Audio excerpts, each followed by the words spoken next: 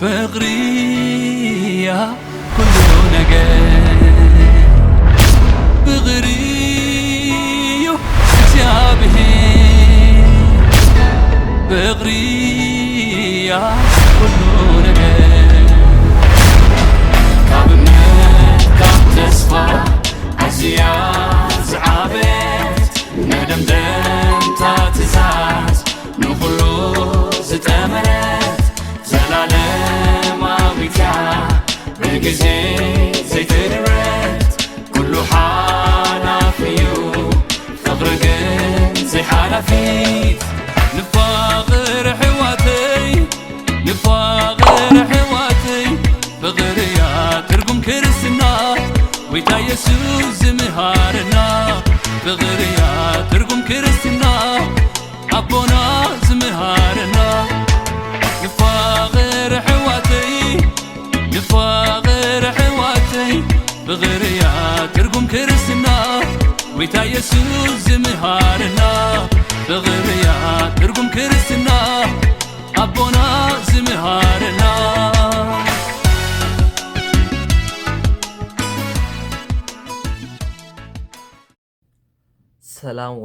سلام وسناي تخاتاتلتي فقر بصاي ميديا كمي قنيهم ابزي ጾም 4 ምስ ኢየሱስ ጽቡቕ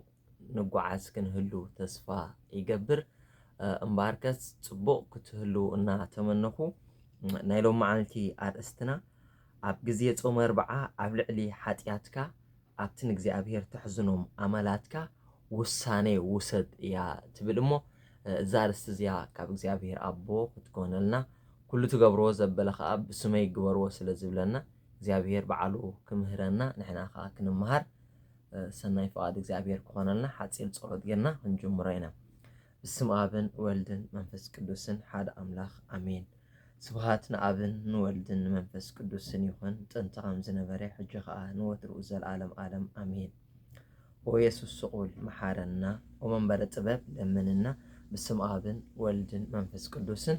ሓደ አምላኽ አሜን ስለ ሁሉ ነገር እግዚአብሔር አምላክ ተመስገነ ይሁን ሰናይ ፈቃዱ ይሁንና በዓሉ ክምህረና በዓሉን ኣብ ተሐቂ ክስሕበና ፈጸም ተቃሉ ክገብረና ሰናይ ፈቃዱ ይሁን እምባርከስ ናይ ሎም መዓልቲ አርእስቲ ኣብዚ ናይ ጾም 4 ግዜ ስለይ ዝሞተሉ ግዜ ስለይ ዝተሰቅለሉ ግዜ ስለይኹም ዝሞተሉ ስለይኹም ዝተሰቅለሉ ግዜ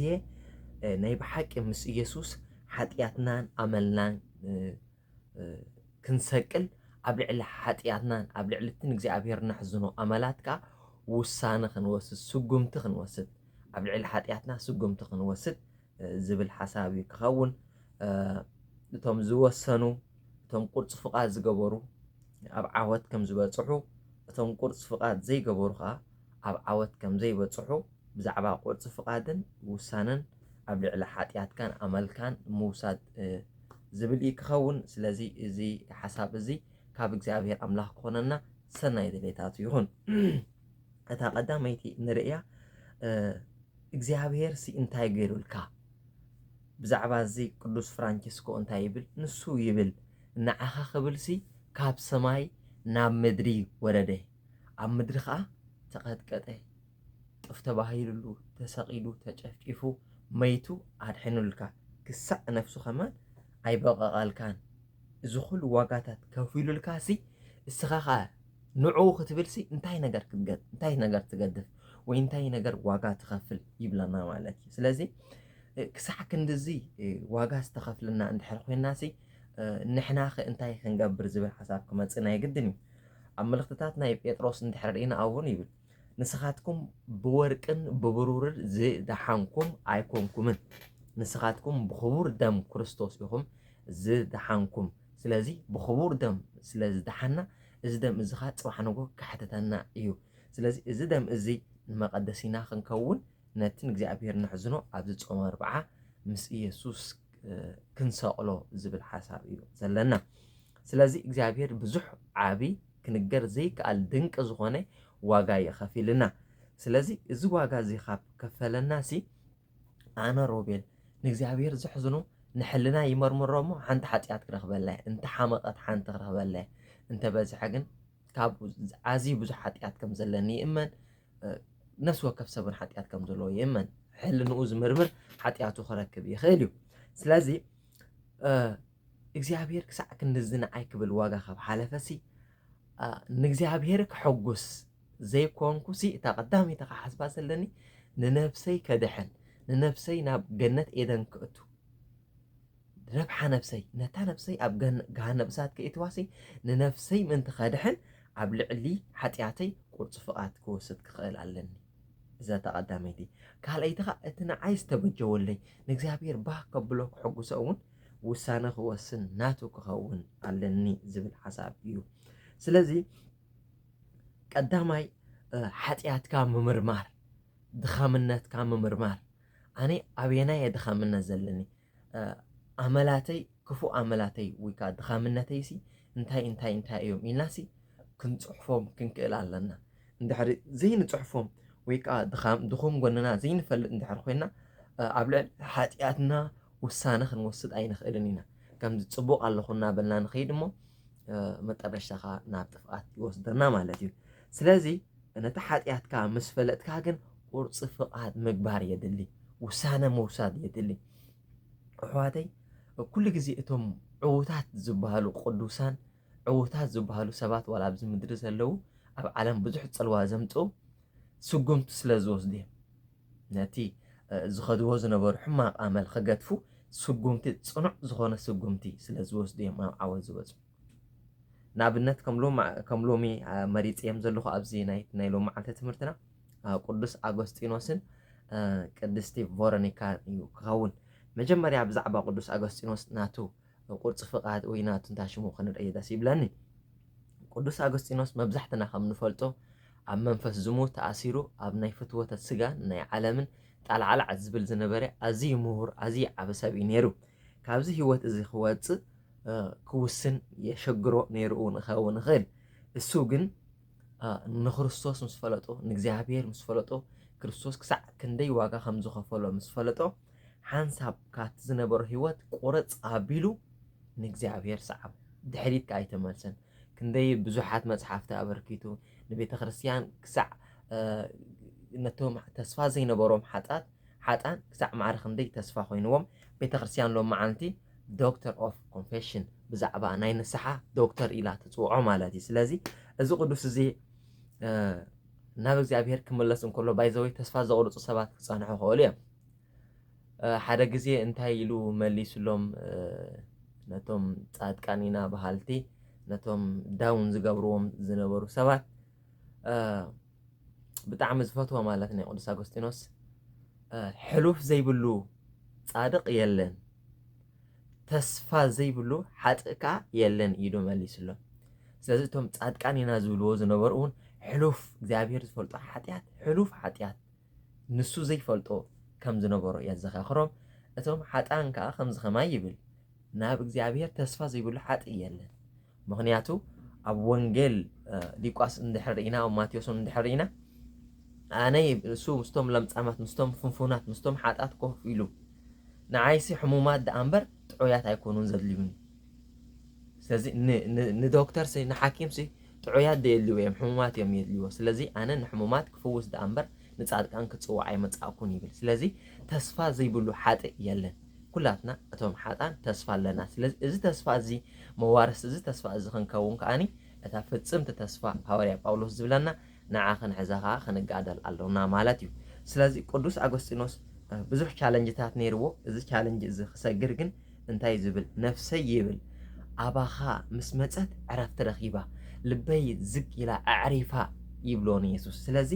ዕረፍቲ ዝህበና ኢየሱስ ካብ ኮነሲ ካብቱ ትእዛዛቱ ከይንወፅእ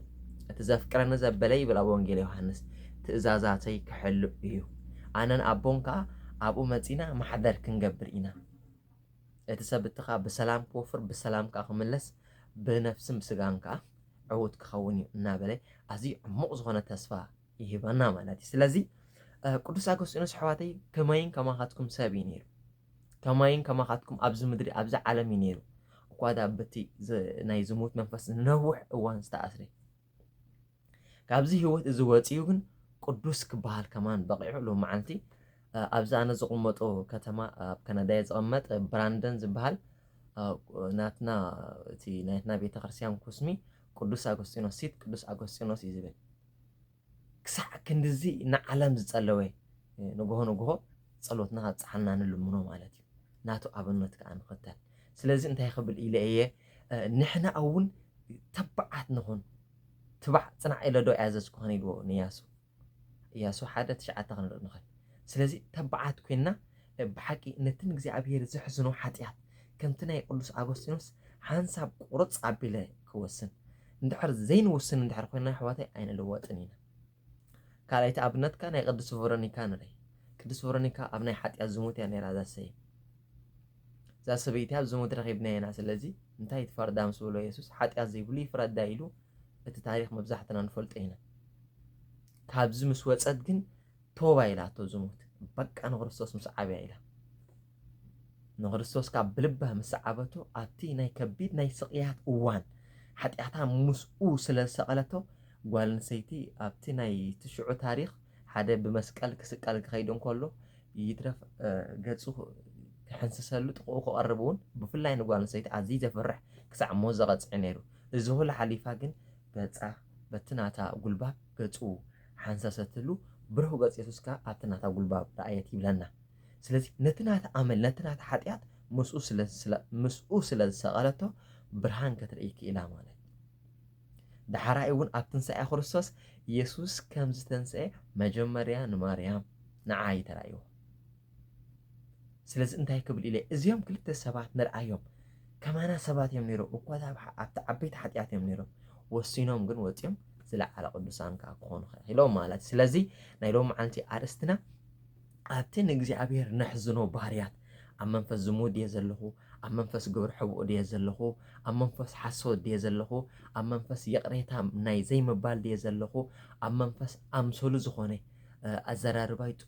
أبي تخرسيان تبغ تخدادينا خيد أكدادنا هوتي أمسولو ديو ويسناي حقا يناي كريستوس سبي إذا كله مرميرنا أتي نحنا أبو نفسنا زرخبنا حتيات مس كريستوس نسكالو أبو العلوخة وسانا نوسد كن لوقت سند لي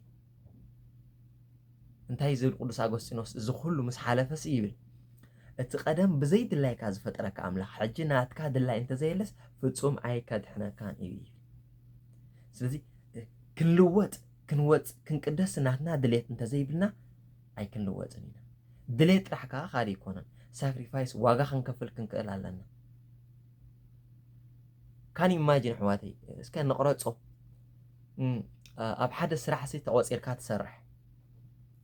كير هاتسكا كيد خمكا فتسم جنزبا هي بوخاني واقع خي كفلكا فتسم جنزبا هي بوخاني منيو تقوصيرو كيدو خي سرحي أبناتو بانك جنزب زتولو منيو سرح كالي خامو انكا از جنزب زو واقع خفيل كالي خامو انكا از جنزب ززولو كان يماجن نقرأت أبت أمرو ناس نقرأت أبتناي على ما هو نجار أبتناي سجاو نجار كوا بزح ساكريفايس إن نغفل بزح واجاتات إن نغفل سلزي أبتي ننفسنا كدحنا زغل ناب منجس السماء كأتوا زغل نتنك زي أبير نحزنو عملات حتى أدجن قبل علوجن وسانا خنوسد نركب بالطعمنا وحده سلزي نيلو مع أنتي أرستنا أبتنك زي أبير زحزنو أنا خمرو بيلسي نايحلنا مرمرة هجبر نجزابير بمنتهى زحزنو أنا اسمني سخاخة ماني خايلو قدس فرانجيسكو بمسكر سلازس أنا ماني بكد زابير كان عايمني عزيت قدس أملخ سلازي نتا نجزابير نحزنا فليقنا مرميرنا نعا أقول على قدس فقات كنوسد حواتي خجر ماكم قدس فقاز وسدو مدمدمتا بآيا خاعتوا أتوم قرص فقاز زوسدو سبات ناب عوات بتصحهم يم أتوم قرص فقاز زي وسدو سبات كا نهات فقاتن ناب جهنا بساتن يوم بتصحهم كم أبنت ندحر رأينا أوانجيل لقاس معرف أسرت حمش أسرت في دش زلوا أتي هبتهم سبعين أت على زار رفراف إنجاز زلهم هنو زنبرن نهاتو مودع تاهم سكان رأيهم عم مدرون كله يلمنو ينيرو ዕለትን ገይራ ኢሉ ምን እሱ ግን ኸልኦ እዩ ነይሩ እዚ ናቱ ድኻምነት እዩ ነይሩ ትሰብ እቲ ድኻምነት ንእግዚአብሔር ዘሕዝኖ እንተ ዝእመነሉ እንተ ቁርፂ ፍቓድ ዝወስደሉ ግን ሎሚ ኣብ ገሃነም እሳት ኮይኑ ነብርሃን በጃኻ ካብዚ ውፃእኒ ኢሉ ማኣይለመኖን ነይሩ ኣብ ወንጌል ሉቃስ ኣይ ቲንክ 15-16 ኣብዘን ክልተ ምዕራፍ ክትረኽብዎ ትኽእሉ ነብርሃም ፀዊዑ በጃኻ ካብዚ ገሃነም እሳት ክወፅእ ለምነለይ ነለዛር እውን ፀዋዓ ኢልዎ ኖ ክኸውን ኣይክእልን ኣብ መንጎይን መንጎኻን ዓብይ ጋግ ኣሎ ስኻ ናባይ ክትመፅእ ትኽእልና ኣነ ኸ ናባኻ ክመፅእ ይክእልን ኢናፍ 4 ነጥቢ ሂብዎ ማለት እዩ ሽዑ እቲ ሰብ እቲ ገሪምዎ እንታይ ኢሉ እሞ በጃኻ ኣሕዋተይስ ኣብ ምድሪ ኣለዉ ከይደ ክነግሮም ግዲኦም ክገብሩ ኢልዎ እኖ ንኣሕዋትካ ኢልዎ እቲ ኣብ ቅዱስ መፅሓፍ ዝተፃሓፈ ፅሑፍ ንሱ ይኣኽሎ እሱ ክረትዖም ኢልዎ ስለዚ ቅዱስ መፅሓፍ ምንባብ እውን ከድልየና እዩ ማለት እዩ እንታይ ክብል ኢለ እየ እቶም ቁርፂ ፍቓድ ዝወሰዱ ናብ ቅድስና በፂሖም እዮም እቶም ቁርፂ ፍቓድ ዘይወሰዱ ግን ናብ ቅድስና ፍፁም ክበፅሑ ይክእልን ገለገለ ሰባት ቁርፂ ፍቓድ ምግባር የፍርሓኒ እዩ ምክንያቱ ዳግማይ እንድሕር ኣብኡ እንድሕር ወዲቀኸ ኢለሲ ቁርፂ ፍቓድ ኣይገብርን እየ ዝብሉ ሰባት እውን ኣጋጢሞም ነይሮም ነዞም ሰባት እንታይ ክብሎም ይደሊ ህይወት ኩሉ ግዜ ቅልስ እያ ትወድቕ ትትንስእ ትቃለስ ሓደ ወተሃደርሲ ንሃገሩ ክዋጋእ እንከሎሲ የውፅኦም ይእትዎ የውፅኦም ይቃለስ ኣብ መጨረሻ ወይ ይዕወት ወይ ከዓ ይስለፍ ማለት እዩ ሕጂ እንታይ ክብል ስለ ዝደለኹ እየ ኩሉ ግዜ ዝቃለስ ሰብ ዓቕሙ ዝገብር ዓቕሙ ገይሩ ከዓ እግዚኣብሔር በቲ ዝተቃለሱ ከዓኒ ክፍሊት ይኸፍሎ ማለት እዩ ኣነ ቁርፂ ፍቓድ ክገብር ኣይደልን እየ ምክንያቱ ክወድቕ እየ ደጊመ ናብኡ ክምለስ እየ ድሕሪ ሕጂ ቅድሚ ሕጂ ቁርፂ ፍቓድ ወሲደ እንደገና ኸ ናብየ ተመሊሰ ስለዚ ሂወተይ ለውጢ የብሉን እንድሕር ኢልና ሓደ እንታይ ንኸውን ኣለና ተስፋ ንቆርፅ ኣለና ነቨር ጊቭ ኣፕ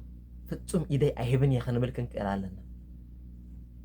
ተስፋ ዝቆርፅ ሰብ ኩሉ ግዜ ቁርፂ ፍቓድ ክወስድ ኣይደልን እዩ ይፈርሕ ማት ክወድቕ እንዴ ተባዓት ንኹን ቆራፃት ንኹን ክሳብ መዓስ ከምዚ ኢልና ክንነብር ዓሚ ዝነበሩ ሮቤል ቅድሚ ዓሚ ዝነበሩ ሮቤል ኮይነ ዝነብር እንድሕር ኮይነ ክምሽምሽ ሓደ መዓልቲ ክጓሓፍ ሓደ መዓልቲ ክንጓሓፍ ኢና ኩላትና ማለት ስለዚ ውሳነ ክንወስድ ክንክእል ኣለና እንድሕር ስጉምቲ ዘይንወስድ እንድሕር ኮይና ክንልወጥ ኣይ ንኽእልን ኢና ኩሉ ግዜ እዚኣ ዘለናዮ ሂወት ኢና እዛ ዘለናዮ ሂወት ከዓኒ እዛ ዘለናዮ ውፅኢት እያ ክትበና ሓደሽቲ ነገራት እንድሕር ጌርና ሓድሽ ነገር እንድሕር ሰሪሕና መንፈሳዊ ዕቤትና እንድሕር ለዊጥናዮ እቲ ናይ ዓለማዊ ናይ ስጋውን እንድሕር ለዊጥናዮ ሓደሽቲ ሰባት ክንከውን ኢና ብቐሊል ንወድቕ ሰባት ኣይንኸውንን ኢና ኣዚና ብርቱዓት ሓያላት ሰባት ክንከውን ኢና ስለዚ ከዓ እዩ ኣብ ትንቢት ኣጓዝ ይኸዱ እሞ ኣይሕለሉን ይሰርሑ እሞ ኣይደኽሙን ዝተባህሉ ኣባና ክፍፀም ይሽዑ ስለዚ ኣብዚ ናይ ጾሙ 40 ግዜ ኣሕዋተይ ነታ ሓጢኣት ንእግዚኣብሔር ትሕዝኖ ሓጢኣት ንዓ ፈሊና ንፅሓፋ ብቀይሕ ቢሮ ንፅሓፋ ቀይሕ ቢሮ ኩሉ ግዜ ገበን እዩ ዘመልክት እቲ ክትኮኖ ትደሊኻ ብቀፀልያ ቢሮ ንፅሓፎ ልምዓት እዩ እሱ ስለዚ ንእግዚኣብሔር ዘሕዝኖ ሓጢኣት እዚ እዩ ኣብዚ ሓጢኣት እዚ ውሳነ እንተዘይወሲደ ኣይ ክልወጥን እየ ውሳነ እንድሕር ወሲደ ከዓነ ክልወጥ እየ ኣብዚ ሓጢኣት እዚ ውሳነ እንድሕር ወሲደ መንግስተ ሰማይ ከኣቱ እየ ኣብዚ ሓጢኣት እዚ ውሳነ እንተዘይወሲደ ከዓነ ናብ ገሃነም እሳት ከኣቱ እየ እዚኣ ክንኣምናን ክንቆርፃን ክንክእል ኣለና ምክንያቱ ኣብ ስራሕ ተቆፂረ ዝሰርሕ እንድሕር ኮይነ ኣነ ኣብቲ ስርሐይ ተጠንቂቐ እንድሕር ሰሪሐ ብሰላም ኣትየ ብሰላም ዝወፅእ ስርሐይ ኣብ ስርሐይ ሓላፍነት ወሲደ ብሰላም ኣትየ ብሰላም ዝወፅእ እንድሕር ኮይነ ገንዘብ ክኸፍሉን እዮም እንድሕር ኣብቲ ስራሕ እቲ ዕጠይጢ ዝብል ሓላፍነት ዘይወስድ ፃዕራም ሰብ ዘይ እንድሕር ኮይነ ገንዘብ ኣይከፍሉን እዮም ካብቲ ስራሕ እውን ክሰጉን እዮም ሽዑ ኣብ ገዛ ኮፍ ክብል እየ ገዛ ክራይ ክሕተት እየ ብዙሕ ነገራት ክሕተት እየ ዝበልዖ ዝሰቲ ክሕተት እየ ኣብ ስደት እየ ዘለኹ ንነፍሰይ እንታይ እትዋ ኣለኹ ኣብ ዘየደሊ ፀቕጢ ኣብ ገሃነም እሳት እትዋ ኣለኹ ናይ ዓለም ገሃነም እሳት ስለዚ ኣብ ምድሪ ከምዚ ጌርና ከይንሳቀ ኢልና ስራሕና ተጠንቂቕና ንሕዝ ኣብ ገሃነም እሳት ከይንሳቀ ከዓኒ ንነፍስና ተጠንቂቕና ክንሕዞ ምክንያቱ ኣብ ወንጌል ማቴዎስ እንታይ ዝብል ወዲ ሰብ ኩሉ ዓለም ረቢሑ ነፍሱ እንተጥፍእስ እንታይ ይጠቕሞ እንታይ ረብሓ ኣለዎ ካብ ነፍስና ዝዓቢ ውራይ የለን እሞ ንነፍስና ከይነጥፍእ ልዕሊ ኩሉ ብዛዕባ ነፍስና ክንሓስብ ንነፍስና ሬዲ ክንገብራ ኣብ ምድሪ ስለ ዘለና እውን እቲ ናይ ምድሪ እውን ኣብ ምድሪ ክንሓስቦ እዚኣ ክምዕድ ይፈቱ ናይ ሎም መዓልቲ ኣርእስትና እዚኣ እያ ነይራ ዝኾነ ዝተጋገኽዎ ዘግደልክዎ ነገር እንተሎ ክእርሞ ኣብቲ ኮመንት ጻሓፉለይ ንኹልኻትኩም ጽኒኢለ ክሰምዓኩም እየ ዝኾነ ዘግደልክዎ ወይ ባህ ዘየበለኩም ኣብ ዘራረባ ይኹን ኣብ ዝኾነ ነገር ናተይ ናይ ሰብ እዩ ድኹም እየ ካብ ሓመስ ዝተፈጠርኩ ድኹም ስለ ዝኾንኩ እቲ ናተይ ናይ ስጋ ኣይትውሰድዎ ኣብታ እንጣጥቓ ገዛኹም እንዳጓሓፍ እንተለ ኣብኣ ድርቢ ኣቢልኩም ግደፍዎ እቲ ሰናይ ዘበለ እዚ ክለውጠኒ ይኽእል እዩ ዝበለ ግን ኣብ ሂወትኩም ተጠቀምዎ ብዝፀንሓና ግዜ እግዚኣብሔር ኣምላኽ ዝተመስገነ ይኹን ክሳብ ካልእ ኣርስቲ ንመፅእ ንኹላትና ፅቡቕ ናይ ጾም 40 ግዜ ምስ ኢየሱስ ሜትና ምስ ኢየሱስ እንትንስኣሉ ብሓቂ ውሳነ ንወስደሉ ቁርፂ ፍቓድ ንወስደሉ ስጉምትን ወሲ ሰባት ብርቱዓት ሓያላት ሰባት ንምዃን የብቃዕና እናበልኩም ሓፂር ጸሎት ጌርና ክንጅምር ክንዓፁ ስብሃት ንኣብን ንወልድን መንፈስ ቅዱስን ይኹን ጥንቲ ከም ዝነበረ ሕጂ ከዓ ንወትሩ ዘለዓለም ዓለም ኣሜን ወመንበረ ጥበብ ለምንና ወየሱስ ስቁል መሓረና ብስም ኣብን ወልድን መንፈስ ቅዱስን ሓደ ኣምላኽ ኣሜን